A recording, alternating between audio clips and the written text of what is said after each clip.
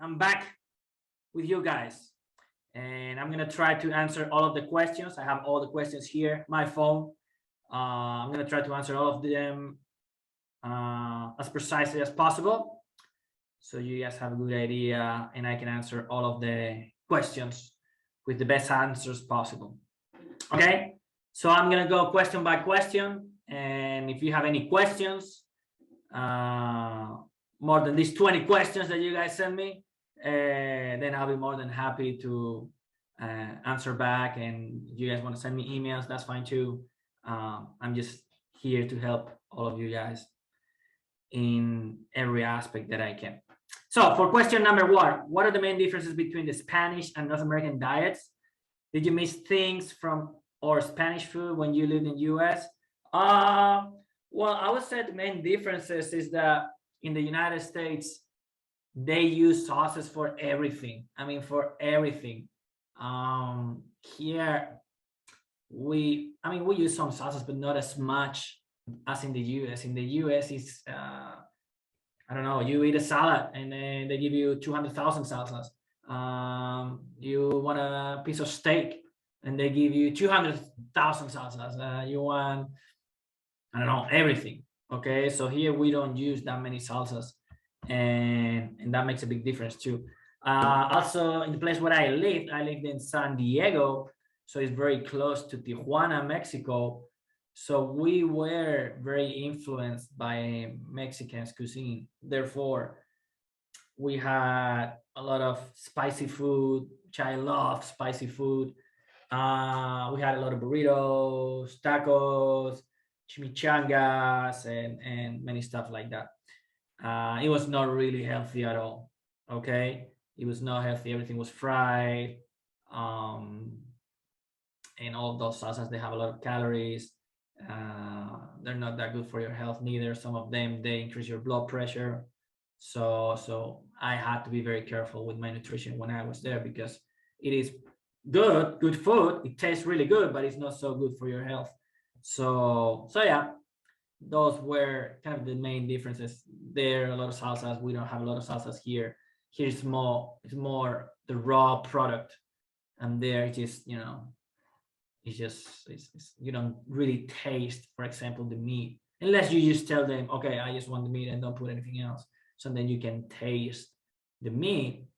They put a lot of stuff on it. Okay, so I think that's the main difference. Another aspect, I think here is a healthier lifestyle in regards of nutrition in comparison to the United States. In the United States, you eat too much, too much and not so good. Fast food chains, they're big deal down there. Here we don't have. We have McDonald's, we have Burger King, and Kentucky Fried Chicken, and that's about it. Well, there you have 200,000 chains, and all of them do the same thing. They have burgers, fries, and it's not really healthy. Okay, so like they say in the United States, just they go big. Okay, so what did I miss? Yeah, like I told you, just to taste the real food and not tasting all of those sausages and sauces and things like that, because they mix everything up too. And I like more, yes, if I'm eating one thing, then I like to taste the flavor of that specific thing. And if I eat a different thing, then I want to taste the flavor for that other specific thing. And of course I miss paella. I love paella here. So yeah, but now I miss some of those things that they have there. The nachos, Mexican nachos, they're pretty good, pretty spicy. I like them. Jalapenos, because here we can have some jalapenos, but they're not as spicy as the jalapenos that you can get there in the US. So I miss spicy food here a little bit. 2, how can a good diet, healthy and well-balanced, influence your performance, training, etc.? How could this affect your injuries? Well, I think a good diet is, I always use this example, and it's very easy to understand. If you have a really nice car, well, you want to put really good gas into it to make sure that you take care of your car. So it's the same thing with our bodies. You have to make sure that you put all of the good nutrition that your body needs in order to perform. Because if you do not eat the right foods, then you're not gonna perform at your best. Okay, it is very important to have a good diet, a balanced diet. You eat a lot of everything. You eat your veggies, you eat your carbohydrates, proteins, good fats. Then every now and then you have a cheat day where you can just eat whatever you want, so you're not always craving stuff. But yeah, it's very important. Injuries, big time, that can affect your injuries because you decrease your performance, and as well as you decrease your performance, the joints may be influenced by the lack of some nutrients, okay, that may affect the ability for your body to recover, so you can pull some muscles, you can have some if you're not well hydrated, then you can have some issues with your joints. If you don't eat enough vegetables or good fats, then you can have some problems with joints as well. So it is very important. Currently, what can finds of synthetic products, for example, proteins and mixtures, some shops to this synthetic product work in a diet? Well, I believe that before we think about taking some supplements, you really need to take care of your diet. Once you have a really good diet, then you can move on and try some supplements. One of the main issues with those supplements is that they are not regulated. So because they're not regulated, they can put in there whatever they want. And some of those supplements, like just a regular protein shake with a couple of more things, they may have, could be steroids or something like that.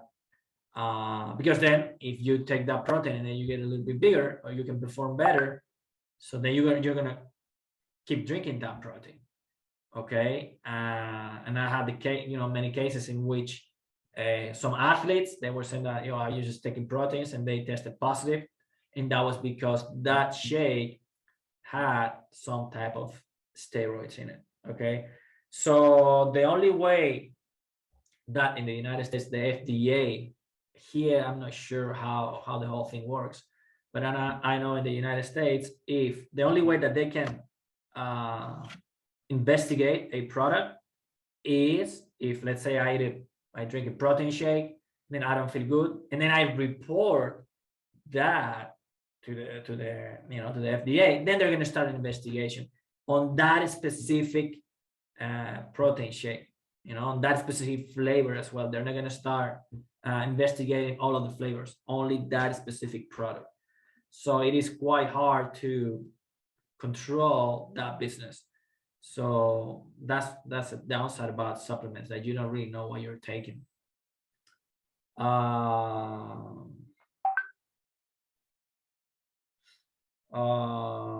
Okay, I think I touched number 3. Number 4, was it easy for you to keep your diet in the US, mainly when you went out to eat?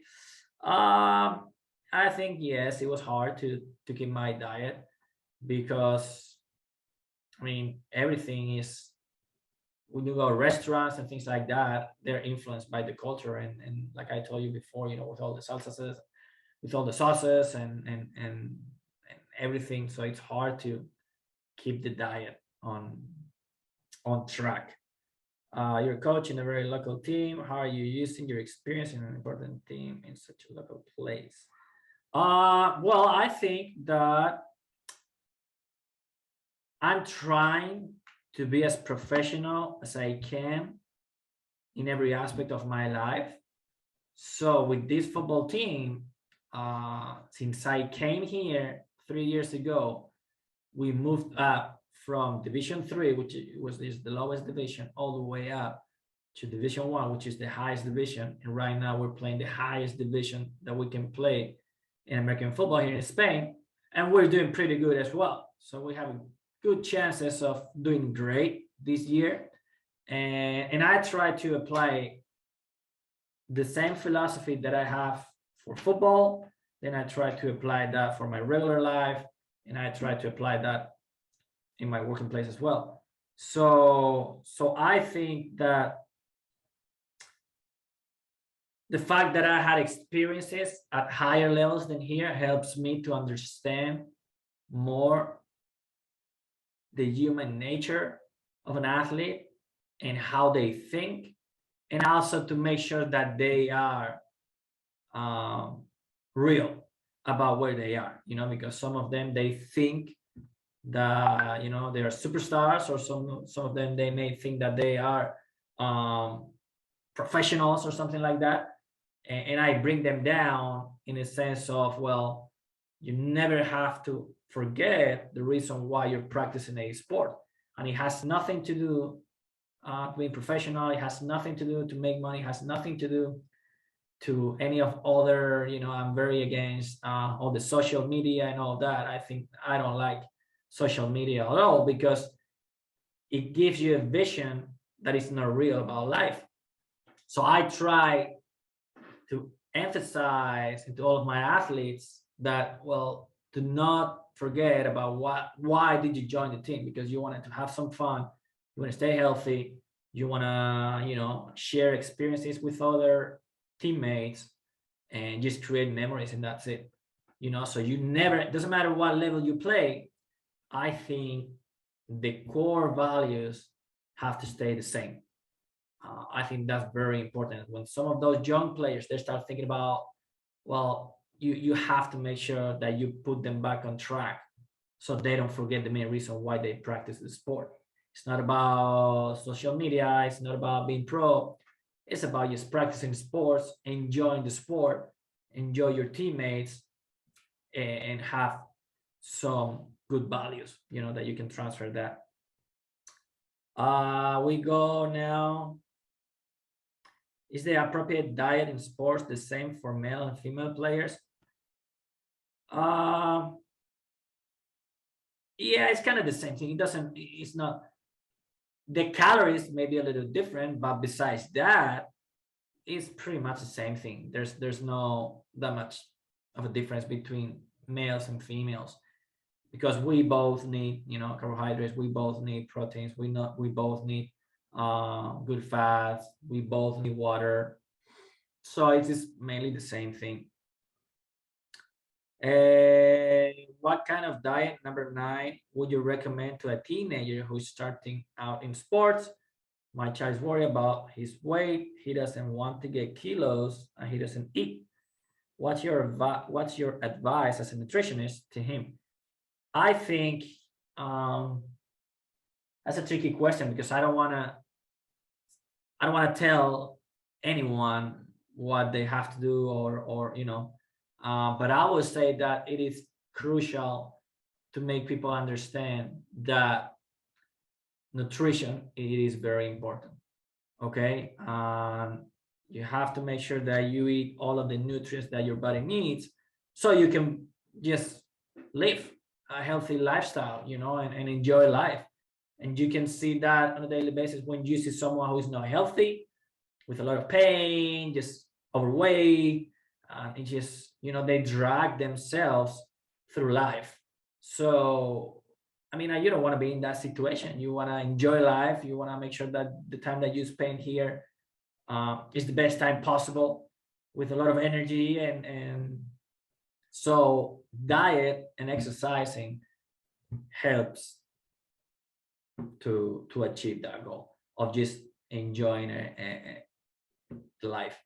Now, I understand that social media plays a huge role in all this, and when you see pictures on Instagram or Facebook or whatever they're using, they want to be like that, but that's not the real world. And I think that's why all of that social media can be harmful for teenagers. I would like to know, wait. 11, no, 10, sorry. Thinking of a person who barely has time to do sports, I disagree with you, okay? And just to start with that, think about this. My wife works in Amazon, and she starts working at 6 in the morning. So the only time that I can go work out is if I wake up at 4:30 in the morning.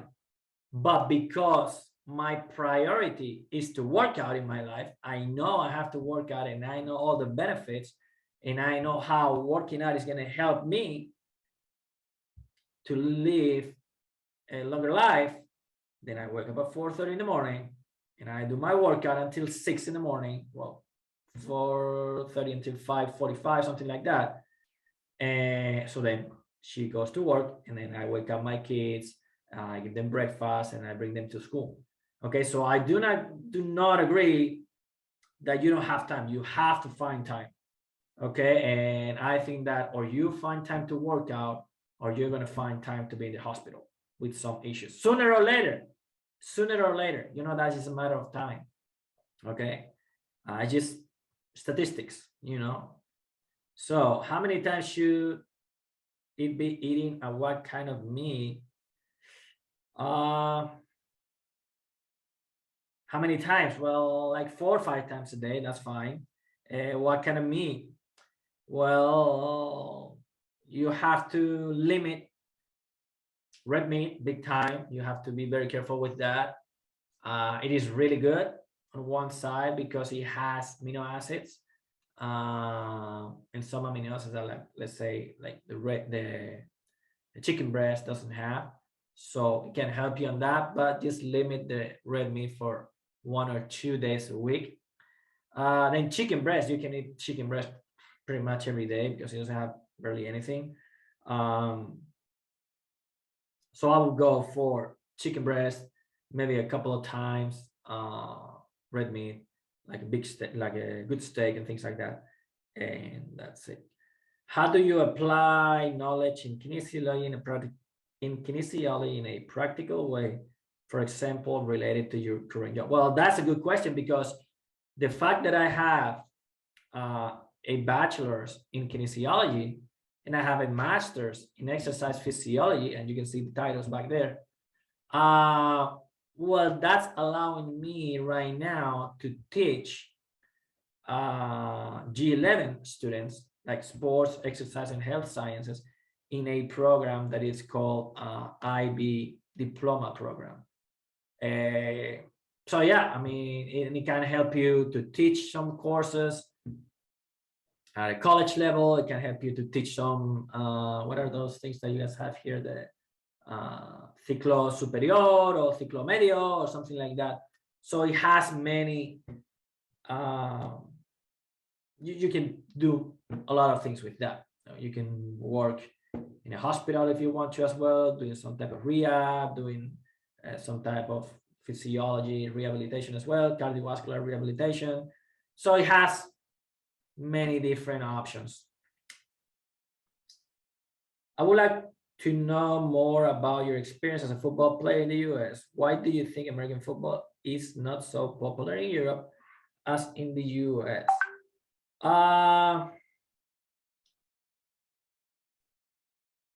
Well, my experience as a football player, I went to the United States to play football, and I went to Santa Barbara City College. I played there my years, and then once I finished, then I went back into coaching. So it was a good experience. I think one of the main differences is that in the United States, they are extremely competitive in everything they do. The society in the United States is extremely competitive, and you can feel that everywhere. You can feel that when you are working in a regular place, it is super competitive. And when you practice sports, it's super competitive. So everything that they do, they want to win. And here in Spain, not so much. Our society is more relaxed. We like to enjoy more life. In the United States, they are more motivated by, winning. And here's more enjoying life. I think that American football, we need some time, because in the United States, they have been practicing American football for a long time. That's one. Two, in high schools and colleges, the whole system is different than here, because you can practice many sports in high schools and colleges in the United States, and they're really competitive, and the class, you can manage your classes with sports, so they try to balance everything out. However, here in Spain, if you want to practice sports, then you have to practice them at 8 p.m. or something like that, after school. And it is pretty tough when you go to school from 9 till 5, then you go home, you get something to eat, and then you got to go to practice, because then you have to travel in the United States.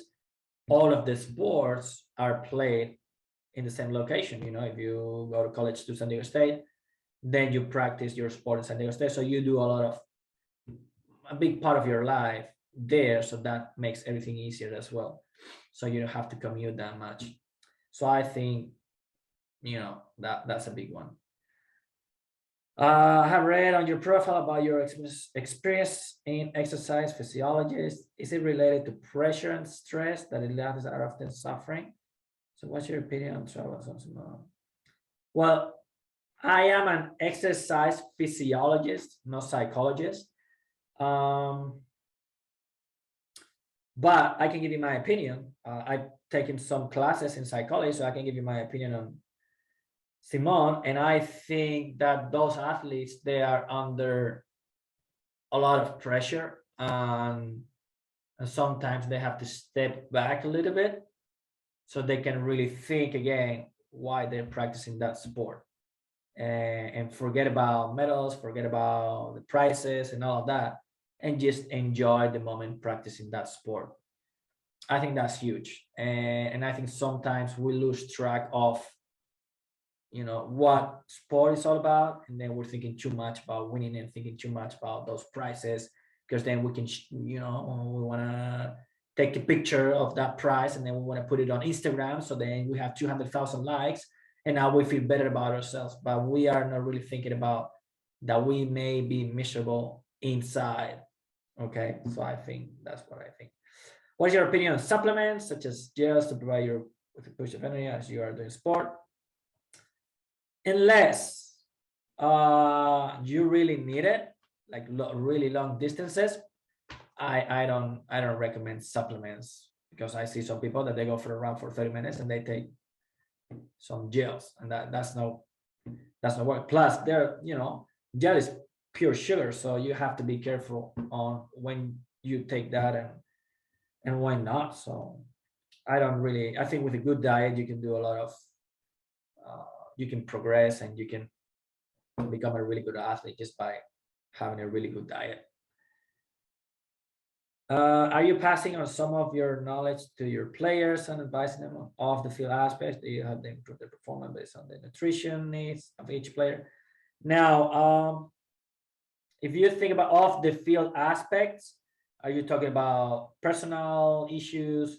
If you're talking about personal issues, then I say yes, because to me, the most important thing of being a coach is the fact that you create relationships and you create memories. And at the end of the day, you don't really care that much about trophies, but you care about people. I can have 30,000 trophies in my house, but if I don't have anyone to share those trophies with, then they're worthless to me. That's my opinion. And in fact, I've won many different titles in my life. I was the MVP. MVP is the most valuable player. When I was playing here in Spain, I won many championship games and things like that. I won championship games in the United States. So to me, it's worthless. And the way that I represent that, and this is not a joke, well, I have two really good stories. One is that everything that I won in my life, trophies, medals, when I went to the NFL, all of the clothes that they give me and all the trophies there, I gave everything away. Everything away. I don't want to keep any trophies in my house, just to make sure that I have my feet on the floor, and I think about, well, what's important is what's coming next. It's not what I've done in the past, because that's just worthless right now. It doesn't mean anything to me what I've done in the past. What matters is what I'm doing today to become the best teacher possible here at Gresol. What I do today to become the best coach that I can be for my team, the best dad that I can be for my family, the best husband for my wife. So that's what matters. What I do today, not that much about what I've done in the past. Okay. And then I have another good story about the coach that got me to the NFL when I coached in the NFL. Well, he won a Super Bowl ring. You know, he won the Super Bowl when he was coaching the Pittsburgh Steelers. And one day he told me he brought the ring, which is really shiny, big, with a lot of gold and I don't know, many other things, diamonds, and then he told me, oh, and I saw it, and I told him, hey, oh, I see your ring, man. That's pretty cool. You won a Super Bowl, blah blah blah. And then he said, yeah, look, and then he showed me the ring like this. Do you want it? You can take a picture of it. And I say, this is not a lie. This is true. It's a real story. And I told him, well, are you crazy? I'm not gonna take a picture of your ring. If I want a ring, I'm gonna have to earn it, and I'm gonna have to fight for it. I'm not gonna take a picture of a ring that is not mine. So whatever I work for in my life, then I'll get it. But I'm not gonna take a picture of my ring and put it on Instagram or Facebook. It's not my ring. That's not my trophy, And then he got a little shocked by my answer, because most people, what they do is just they take that ring, they put it on, and then they take a picture, so they put it on Instagram. Oh, look at this. But yeah, I didn't do that. I told him, well, I don't want a picture of you. I don't even want to touch your ring. That's not my ring. I earn my rings. I don't want your rings. All right. So, okay, 16. Some people are sedentary and do not practice any sports regularly. Do you think the principles of sport nutrition can be applied to ordinary people, and why? I think the principles can be applied because at the end of the day, our body physiologically is the same. But I can tell you that sports is the best medicine for a lot of things. We can avoid a lot of injuries. We can avoid a lot of diseases, just by practicing sports, just by staying active, and get out of the couch, get up and do some sport. I don't care what you do, just get up from the couch and do something. We are not designed to stay on the couch the whole day. That's why, if we are, think about this, if we are designed to stay on the couch, or stay seated for 12 or 18 hours, then our butt is going to be huge, so we have 2 arms, 2 legs, so we can move around, if everything is okay. So use that, if we have 2 legs and 2 arms, that's because we are, our physiology and our anatomy allows us to move around. So just move around because your body is designed to move around.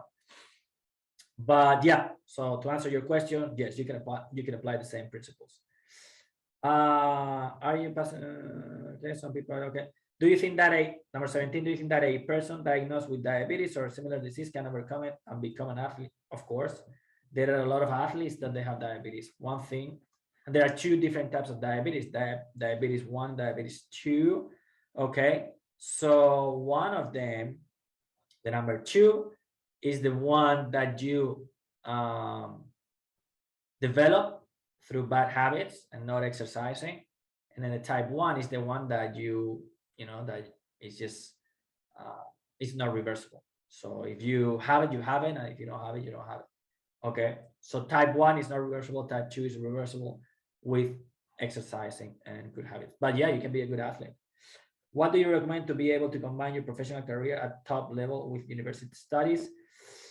Well, a lot of discipline. I would say that a lot of discipline, because you're going to need a lot of time to study. You're going to need a lot of time to become a pro athlete.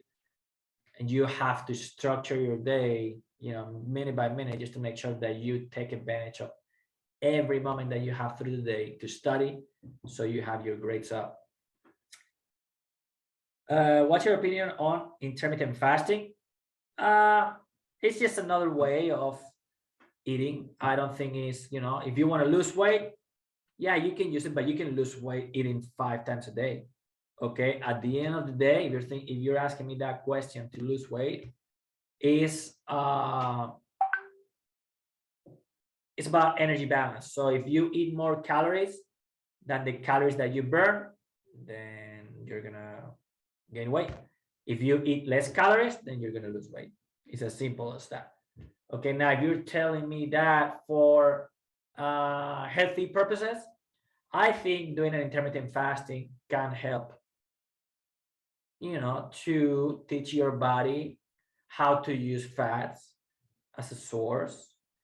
So I like intermittent. I do it sometimes I do 2-3 months of intermittent fasting, then 2-3 months I go back to normal. So then I teach my body how to use fats as a source of fuel, but I also teach my body to use carbohydrates. That's why I follow like a regular diet. So I think it's just another way of eating. I know for some people, they use it to lose weight, and that helps them to keep those calories down. But yeah, I mean, I do it. I like it. What took you to the US to do your studies? Yes, American football. And I went there to play American football. Then at the same time that I played American football in the university, then I did my studies there. And then from there, then I transferred to San Diego State. I started in Santa Barbara City College, and from there I went to San Diego State. Then from San Diego State, I finished my studies there. And then I was coaching at San Diego State. I was coaching at Santa Barbara City College. Then I coach at Mission Bay High School. Then I coach with the San Diego Chargers in the NFL. And then after that, I went into teaching because I want to spend more time with my family. And then I taught at San Diego State, some exercise physiology classes, health classes, kinesiology, things like that. And I taught at Miramar College as well, some classes, the same thing: health, exercising, programming, exercise physiology, cardiovascular diseases, and things like that. Okay, so I hope that you guys have enough information here. I hope that you guys can use all of that information. And yeah, if you have any questions or something that I can help you with, please let me know, and I'll be more than happy to help